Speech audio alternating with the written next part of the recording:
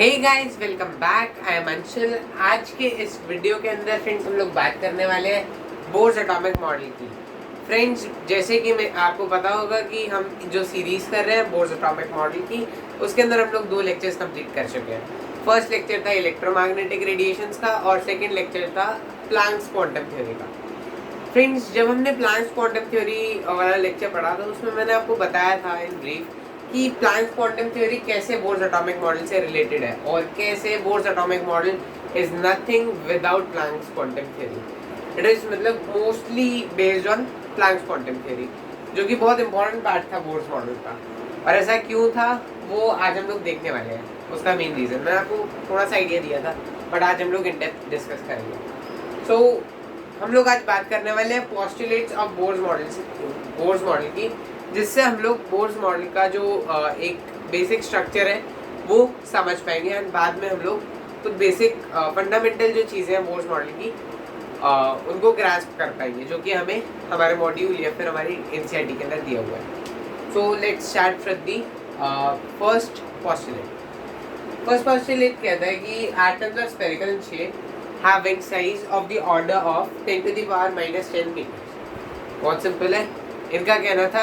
मतलब ऑब्वियसली ये इन तक सबका कहना यही था कि एटम्स होते हैं वो स्फेरिकल शेप में होते हैं, और इन्होंने क्या होता है कि जो साइज होता है वो of the order of 10 to the power minus 10 होता है। ऑफ द ऑर्डर ऑफ का क्या मतलब हुआ, अगर आपको नहीं पता है तो अगर छोटा एटम है तो वो 2 into 10 to the power minus 10 metres का उसका रेडियस होगा। मतलब मैं आपको एक एग्जांपल दे रहा हूँ, ऐसा है नहीं कि ऐसा है असली में, but this is an example. या फिर अगर थोड़ा बड़ा आइटम है तो 3 into 10 to the power minus 10, फिर 9 into 10 to the power minus 10 अगर बड़ा आइटम है। ऐसे होते means the size of the item किससे डिटरमाइन होता है, वो होता है रेडियस से, और रेडियस जो होता है वो होता है इसका मतलब 10 टू द पावर माइनस 10 के ऑर्डर का। देन हम लोग अगर नेक्स्ट पोस्टुलेट देखें, नेक्स्ट पोस्टुलेट है whole mass of the atom is concentrated in the center and that central part is known as nucleus। यानी जो एटम होता है वो स्फेरिकल शेप का तो होता ही है, लेकिन उसका जो पूरा मास है, मतलब मोस्ट ऑफ द मास, ऐसा नहीं पूरा mass, but most of the mass जो होता है वो सेंटर में कॉन्सेंट्रेटेड होता है। सेंटर ऑफ द एटम क्या होता है, ये अगर मैंने ये एटम बनाया है, ये आप देख सकते हैं हाइड्रोजन एटम है, और this is according to the Bohr's atomic model.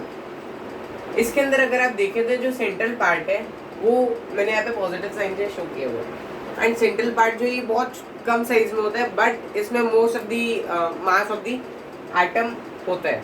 ऐसा क्यों है कि मोस्ट ऑफ दी मास होता है, क्योंकि इट इज़ वेरी सिंपल, बाहर इलेक्ट्रॉन्स भी रिवॉल्व कर रहे हैं एटम के अंदर, लेकिन इलेक्ट्रॉन्स का जो मीन्स वेट होता है, मास होता है, it is 9 into 10 to the power minus 31 kg, जो कि बहुत कम है, and it is negligible as compared to the mass of this protons and neutron. इसीलिए हम लोग अज्यूम करते हैं कि इलेक्ट्रॉन्स का मास जो होता है इट इज नेग्लिजिबल, और हम लोग सिर्फ मास ऑफ प्रोटॉन और न्यूट्रॉन को कंसिडर करते हैं। तो न्यूक्लियस जो होता है उसके अंदर प्रोटॉन्स और न्यूट्रॉन्स होते हैं, बट हाइड्रोजन एटम है तो हमें पता है न्यूक्लियस में सिर्फ एक प्रोटॉन होगा, there will be no neutron. Then moving ahead, और this central part is called nucleus, and nucleus के अंदर दो जो बॉडीज होती है, दो जो फंडामेंटल पार्टिकल्स होते हैं, प्रोटॉन्स एंड न्यूट्रॉन्स, इनको हम बोलते हैं nucleons. Protons and neutrons are collectively known as nucleons. Then they are the nucleus is of the size of the nucleus is of the order of 10 to the power minus 15 meters। यानी आप समझ सकते हैं कि अगर हम लोग ratio देखें साइज ऑफ द एटम का और साइज ऑफ द न्यूक्लियस का, so it will be 10 to the power minus 10 by 10 to the power minus 15। This will be equal to 10 to the power minus 5। That means अगर मैं इसको general terms में लिखूँ तो ये हो जाएगा 1/1 लाख। यानी यू कैन यू सी बहुत कम पार्ट है, मतलब 1 लाख में से एक, that is equal to 10 to the power minus 5। And अगर इतना टाइम छोटा है हमारा nucleus, so you may assume कि एक एटम का साइज कितना बड़ा है as compared to the nucleus. And atom वैसे ही बहुत छोटा होता है, तो यू कैन अज्यूम कि कितने छोटे पार्ट के अंदर, कितने कॉम्पैक्ट एरिया के अंदर जो मास ऑफ द एटम है, it is concentrated in that region. That is why it is very important and it is known as nucleus. Then moving ahead, next is third postulate of the Bohr's atomic model, that is electrons revolve around the nucleus only in limited circular paths, assuming that electrons do not radiate energy while revolving in these paths. इसका मतलब ये हुआ friends कि जो electrons है वो certain circular paths के अंदर रिवॉल्व करते हैं। वेव मॉडल के अंदर हमें नहीं जाना है, हमें बोर्स मॉडल में अगर हम देखें तो बोर का कहना ये था कि वो फिक्स सर्कुलर पाथ्स के अंदर इलेक्ट्रॉन्स जो है वो रिवॉल्व करते हैं around the nucleus of the atom. इस तरीके से एक सर्कुलर पाथ होता है, उसमें रिवॉल्व करते हैं। एंड जो ये सर्कुलर पाथ होता है इसकी कुछ खासियत होती है, वो भी हम लोग देखेंगे। उससे पहले ये है कि he assume that these electrons while revolving around the nucleus do not radiate energy while revolving around the nucleus। इससे आपको कुछ याद आया? जो रदरफोर्ड का मॉडल था उसके अंदर रदरफोर्ड क्यों फेल हुए थे?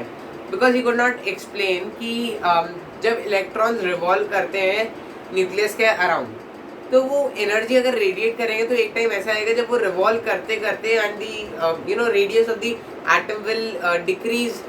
तो अगर डिक्रीज होते जाएगा तो मतलब एक पर्टिकुलर टाइम ऐसा आएगा जिस टाइम पे इलेक्ट्रॉन जो है वो न्यूक्लियस के साथ कोलाइड कर जाएगा। But in the real world things are exceptionally stable, तो इसमें ऐसा नज़र नहीं आता है। मीन्स चीज़ें जो है बहुत एटम्स जो है वो बहुत ज़्यादा स्टेबल होने चाहिए, और स्टेबल तभी होगा जब वो एनर्जी नहीं रेडिएट करेगा। दैट मीन्स अगर एनर्जी रेडिएट करती है एक revolving body, that is why Rutherford का मॉडल फेल हो गया था। बट बोर ने क्या कहा कि अज्यूम कर सकते हैं हम कि जो इलेक्ट्रॉन है they do not radiate energy while revolving around the nucleus. So this is one of the important points.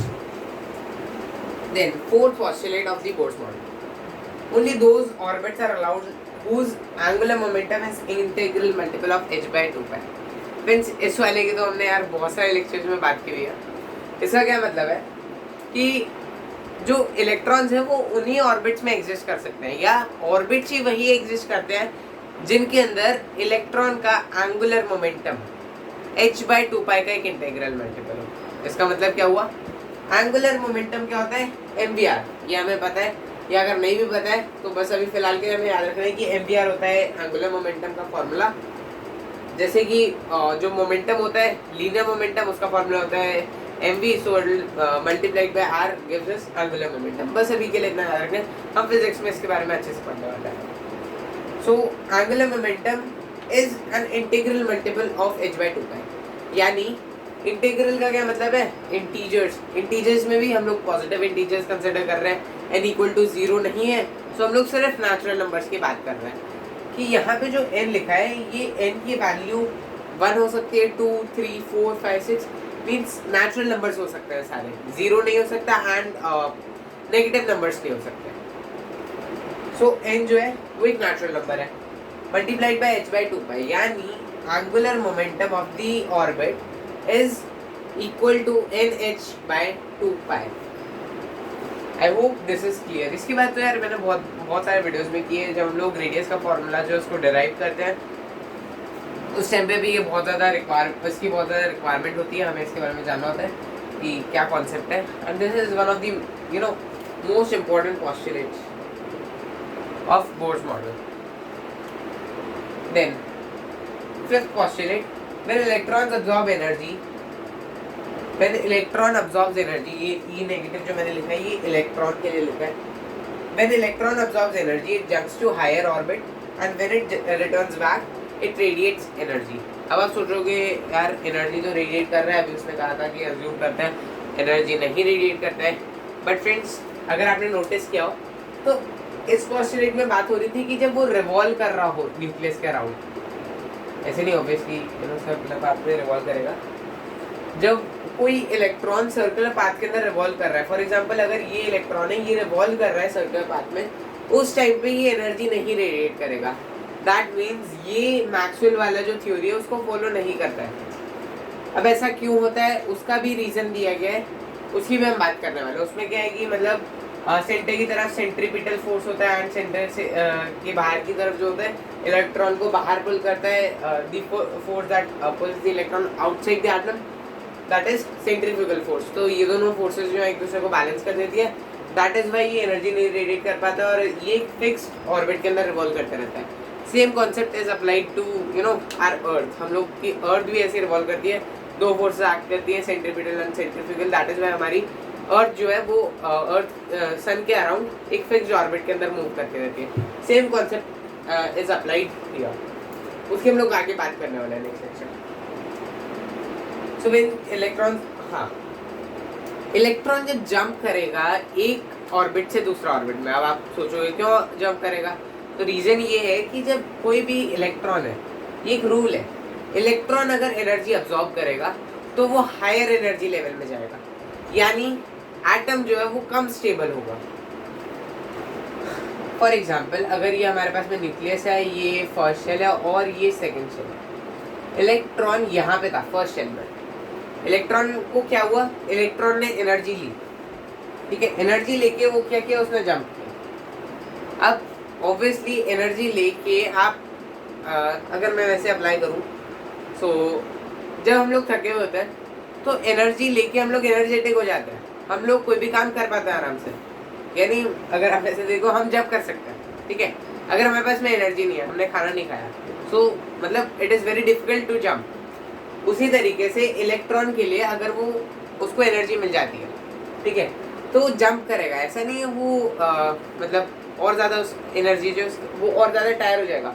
जब हम लोग टायर्ड होते हैं तो अगर हम लोग खाना खाएं या फिर खाना खाएं तो हम लोग एनर्जेटिक हो जाते हैं, दैट मीन्स हमारे अंदर एनर्जी आ जाती है, हम लोग कुछ काम कर पाते हैं। उसी तरीके से इलेक्ट्रॉन जो है उसको जब एनर्जी मिलती है तो वो नेक्स्ट ऑर्बिट में या उसके भी नेक्स्ट ऑर्बिट में according to the amount of energy that has been given, उसके अकॉर्डिंग वो नेक्स्ट ऑर्बिट में मूव कर जाता है, मूव यानी जंप कर जाता है। और जब वो इस फर्स्ट स्टेट से फर्स्ट जो ऑर्बिट होता है उसको हम लोग बोलते हैं ग्राउंड स्टेट। ग्राउंड स्टेट से जब वो नेक्स्ट लेवल में मूव करता है, उस टाइम पे जब वो मूव करेगा तो एनर्जी लेगा, अब्जॉर्ब करेगा, और जब वो एनर्जी अब्जॉर्ब करके इस स्टेट में आ जाएगा, यहाँ पर पहुँच जाएगा नेक्स्ट ऑर्बिट के अंदर। फॉर एग्जाम्पल अगर ये n=2 में मूव कर जाता है n=1 से, ठीक है, फर्स्ट शेल से सेकंड शेल में अगर मूव करता है तो कुछ एनर्जी लेगा, सर्टेन अमाउंट ऑफ एनर्जी। वो कितनी होगी, क्या होगी, उसके बारे में हम लोग बात करने वाले हैं, ठीक है। बट अभी फिलहाल के लिए कॉन्सेप्ट समझने के लिए आप समझें कि इलेक्ट्रॉन जो एक सर्टेन अमाउंट ऑफ एनर्जी लेगा and will move to n=2, और जब वो मूव कर जाएगा, मूव करने के बाद में मतलब बहुत कम टाइम बाद वो क्या करेगा, इलेक्ट्रॉन वो एनर्जी रेडिएट करेगा।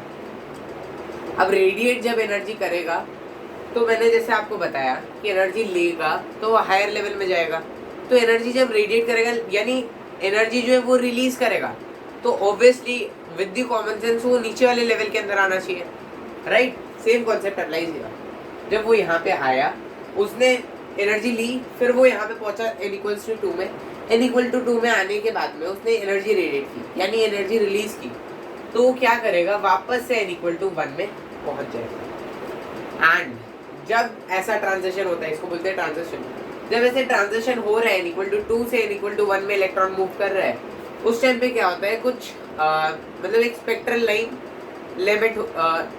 एमिट होती है, स्पेक्ट्रल लाइन एमिट होती है, यानी एक फोटोन रिलीज होता है, एक फोटोन रिलीज होता है एंड ये फोटोन की एक पर्टिकुलर वेवलेंथ होती है। एंड हमें पता है स्पेक्ट्रा के बारे में हम लोग जानने वाले हैं वैसे भी, लेकिन यहाँ पे लिखा है दिस एक्सप्लेन्स स्पेक्ट्रा। स्पेक्ट्रा कैसे एक्सप्लेन करते हैं कि जब इलेक्ट्रॉन हायर एनर्जी लेवल से लोअर एनर्जी लेवल में एनर्जी रेडिएट करके मूव कर रहा होगा तो वो एक स्पेक्ट्रल लाइन एमिट करेगा और स्पेक्ट्रल लाइन की कुछ वेवलेंथ होगी, कुछ फ्रीक्वेंसी होगी, that basically comes at the spectra. Spectrum is collection of wavelengths, उसके बारे में बात करेंगे। सो ये कॉन्सेप्ट था, अगर आपको समझ में आया मैं एक और बार रिपीट कर देता हूँ so that it is more clear. क्या होता है, जब इलेक्ट्रॉन एक ग्राउंड स्टेट के अंदर है, वो ग्राउंड स्टेट में रहते हुए एनर्जी अब्जॉर्ब करता है, उसको एनर्जी दी जाती है आउटसाइड सोर्सेस से, उसको एनर्जी मिलती है, तो वो क्या करता है, वो नेक्स्ट ऑर्बिट में मूव कर जाता है विद दैट एनर्जी। जब इलेक्ट्रॉन को एनर्जी मिली तो वो नेक्स्ट ऑर्बिट में या उसके भी नेक्स्ट कोई हायर ऑर्बिट के अंदर मूव कर जाता है। और जब वो मूव करता है उसके बाद में क्या होता है, जब इलेक्ट्रॉन इस ऑर्बिट से नेक्स्ट ऑर्बिट में मूव करेगा, फर्स्ट ऑर्बिट से सेकंड ऑर्बिट में मूव कर जाएगा, मूव करने के कुछ टाइम बाद क्या होगा, इलेक्ट्रॉन यहाँ से वापस आ जाएगा। ऐसा नहीं है वो n=2 के अंदर रहेगा। Why? Because n=2 is not the stable state, and electron always want to stay as close as to the nucleus, क्योंकि attractive forces है न्यूक्लियस और इलेक्ट्रॉन के बीच में। That is why. और जब इलेक्ट्रॉन ग्राउंड स्टेट में होता है तो it is most stable, it is the most stable state. That is why electron वापस आना चाहेगा, और जब वो वापस आना चाहेगा तो उसको एनर्जी रेडिएट करनी पड़ेगी, और जब वो एनर्जी रेडिएट करेगा तो energy will be in the form of photons. इसके हमने बात की थी प्लैंक्स क्वांटम थ्योरी में। और जब फोटॉन होगा तो फोटॉन की कुछ वेवलेंथ होगी, फ्रीक्वेंसी होगी। दैट मीन्स कि वो स्पेक्ट्रा के अंदर आएगा, स्पेक्ट्रम के अंदर आएगा। That is why this explains spectra. When electron absorbs energy, it jumps to higher orbit, and when it returns back, it radiates energy. ठीक है, जब वो हायर लेवल एनर्जी लेवल से यानी हायर शेल से लोअर शेल में move करेगा तो कुछ एनर्जी रिलीज करेगा यानी एमिट करेगा।